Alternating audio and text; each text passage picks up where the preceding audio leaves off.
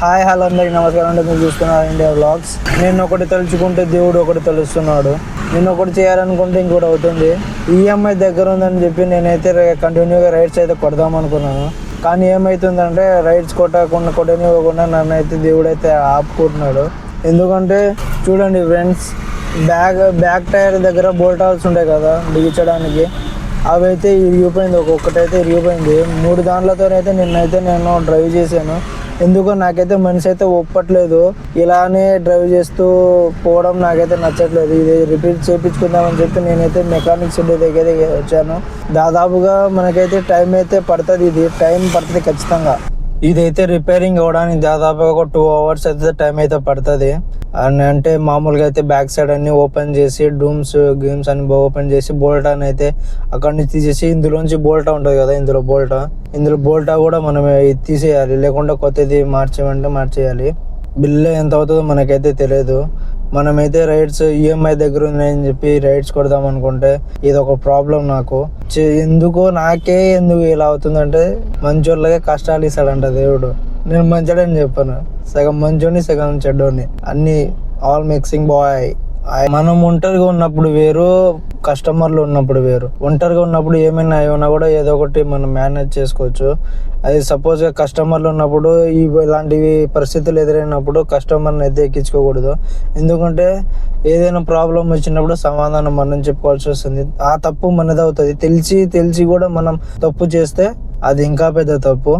ఎందుకంటే ఇది ఊడిపోయిందని నాకు తెలుసు కాబట్టి నేనైతే మెకానిక్ షెడ్కి వచ్చి ఇప్పుడైతే చేయించుకొని దాని తర్వాత నేనైతే ఓలా ఊబర్ బిజినెస్ అయితే స్టార్ట్ చేస్తాను. ప్రాణాలు ఎందుకు రిస్క్లో పెట్టాలి చెప్పండి? చిన్న దానికి కదా, అమౌంట్ పోయింది. ప్రాణాల కంటే ఎక్కువనా?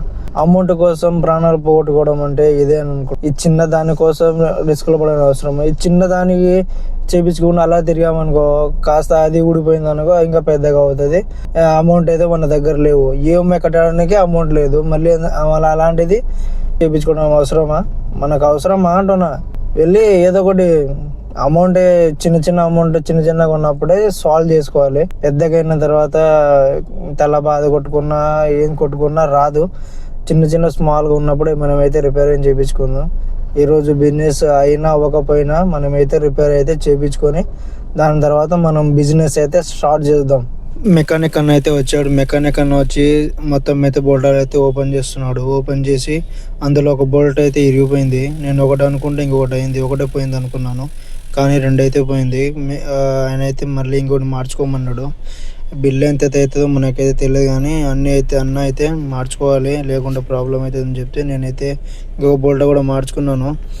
2 అయితే బాగున్నాయి, ఒకటైతే పోయింది. ఇంకో 2 అయితే పోయినాయి. 2 అయితే మన అన్న అయితే ఫిట్ చేసి ఇస్తాడు మనకి. మామూలుగా ఎంత నాకైతే బాధ అవుతుంది. ఒకటి అనుకుంటే ఒకటి అవుతుంది. ఇలా ఎందుకు జరిగిందంటే నేనైతే ఫ్రంట్ టైర్లు బ్యాక్ టైర్ ఫ్రంట్ అయితే నేనైతే ఫిట్ చేయించాను. అప్పుడైతే సరిగ్గా అయితే ఫిట్ చేయలేదు. దానివల్ల అయితే మనకి 2 బోల్ట్ అయితే ఇరిగిపోయాయి. ఎందుకంటే తనకి నచ్చినట్టుగా తను ఎలా అంటే అలా నైట్ పూట అయితే ఎలా అంటే అలా బిగిచేసాడు. అందుకని మనకైతే చాలా ప్రాబ్లం అయింది. ఇప్పుడు చూడండి, నేనైతే హీల్ అలైజ్మెంట్ చేయించడానికి అయితే అప్పుడు వెళ్ళినప్పుడు అలా జరిగింది. కొద్ది చూసి జాగ్రత్త చేసుకోండి. ఎవరికి ఊకనే రావు కదా డబ్బులు. జాగ్రత్త ఫిట్ అయితే చేయించుకోండి. నా లెక్క ఎవరు ఇబ్బంది పడకుండా అలా అయితే ఫిట్ చేయించుకోండి. బోన్ చేసినప్పుడు అయితే నేనైతే చూశాను. బోన్ చేసినప్పుడు తర్వాత మన అలా అని జస్ట్ అలా చూసుకుంటూ వచ్చాము. అప్పుడైతే మనకు అర్థమైపోయింది అది బోల్ట్ అనేది బయటకు వచ్చేసింది.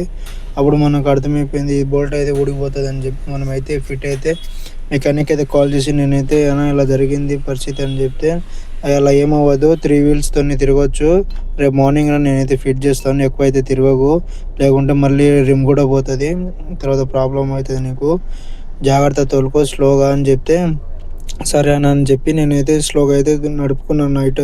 నైట్ అయితే ఒక 60,000 అలా అయితే చేసిన తర్వాత మనమైతే ఇక్కడైతే మన 500 అంత అవుతుంది అనుకున్నాను, కానీ మరి ఇంతలా అవుతుందని నేనైతే ఎప్పుడు అనుకోలేదు. అది మామూలుగా అయితే ఈ రేట్ ఎక్కువ ఉంది. నేను ఒకటి అనుకుంటే ఇంకొకటి అయింది.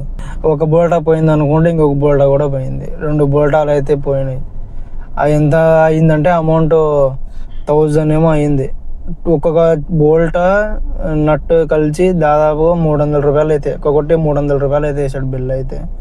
రెండు కలిసి 600. సర్వీసింగ్ ఛార్జింగ్ వచ్చేసి 400 అయితే వేసాడు. మొత్తం దాదాపు 1000.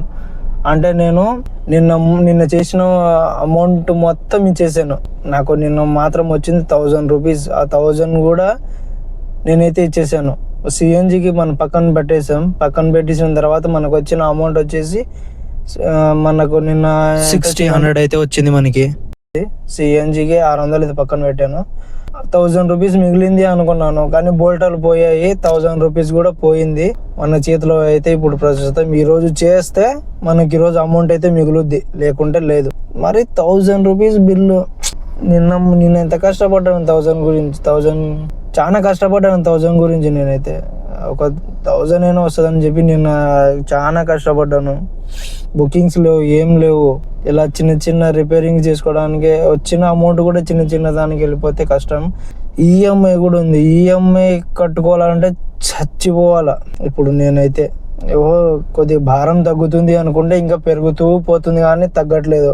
ఈఎంఐ ఎట కట్టాలో ఏంటో. ఇంకా మనకైతే ఈరోజు వచ్చేసి 3 అనుకుంటా, డేట్ 3. ఇంకా మనకు 4, 5, 6, 7, 8, 9 6 డేస్ అయితే ఉంది మనకి. ఈ రోజుతో కలిసి 7 డేస్. 7 డేస్లో మనమైతే 18,000 అయితే చేయాలి. 1800 కాదు, 18,000 అయితే మనమైతే చేయాలి. అప్పుడు మనకి ఈఎంఐ కడితే మనకు కొద్దిగా ప్రశాంతంగా ఉంటుంది. లేకుంటే అప్పు చేయాల్సి వస్తుంది. అప్పు చేసి కట్టుకోవాల్సిందే, ఇంకా తప్పదు. నిన్న చేసిన 1000 రూపీస్ జస్ట్ అలా ఒక గంటలో వెళ్ళిపోయింది. 16 అవర్స్ 17 అవర్స్ నేనైతే వర్క్ చేస్తే వచ్చిన అమౌంట్ ఒక గంటలో వెళ్ళిపోయింది. ఒక గంట కూడా నా దగ్గర వెళ్ళిపోయింది. బాధ అవుతుంది చాలా. అంటే 1000 రూపీస్ అంటే తినలేదు, తాగలేదు, ఏం చేయలేదు. ఒక గంటలో జస్ట్ ఒక 2 బోల్టాలతో వెళ్ళిపోయింది అమౌంట్ మొత్తం. 16 అవర్స్ వర్క్ చేస్తే.